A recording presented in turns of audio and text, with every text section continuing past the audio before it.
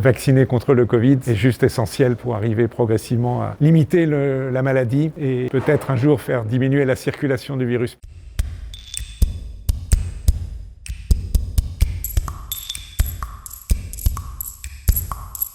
Pourquoi en premier vacciner les personnes les plus âgées? Alors c'est vraiment les personnes les plus âgées qui sont en établissement. C'est une notion importante parce que ces personnes cumulent deux risques. D'une part, malheureusement, du fait de leur âge, on sait que la maladie est susceptible d'être plus grave et mortelle. On sait que 8% des personnes âgées de plus de 80 ans, lorsqu'elles sont infectées, décèdent de l'infection virale. Et d'autre part, elles sont les plus exposées parce qu'elles vivent en collectivité. Et on le sait tous, qu'en EHPAD, par exemple, il y a eu beaucoup de clusters avec beaucoup de cas dans une même institution. Donc c'est à la fois les plus vulnérables et les plus exposés.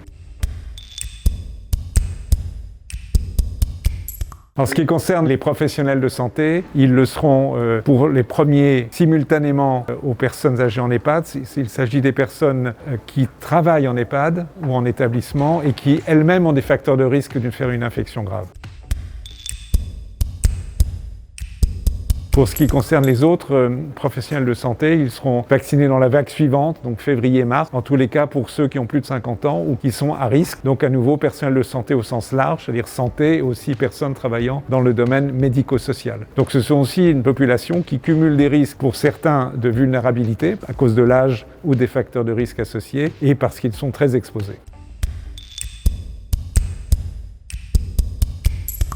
Alors, il y a beaucoup d'informations à communiquer, évidemment, aux personnes qui vont être vaccinées. Il faut leur expliquer le principe de la vaccination, le fait qu'être vacciné permet une réponse immunitaire qui combat le virus lorsqu'il infecte. Il faut leur expliquer que ces vaccins ont été testés chez des volontaires et que chez ces volontaires, on a montré que ces vaccins étaient à la fois raisonnablement sûrs et efficaces, et que donc la balance entre ce qu'on appelle le bénéfice attendu de la vaccination, la protection contre la maladie et le risque d'un effet secondaire, mais il peut y en avoir quelques-uns, mais cette balance est extrêmement favorable.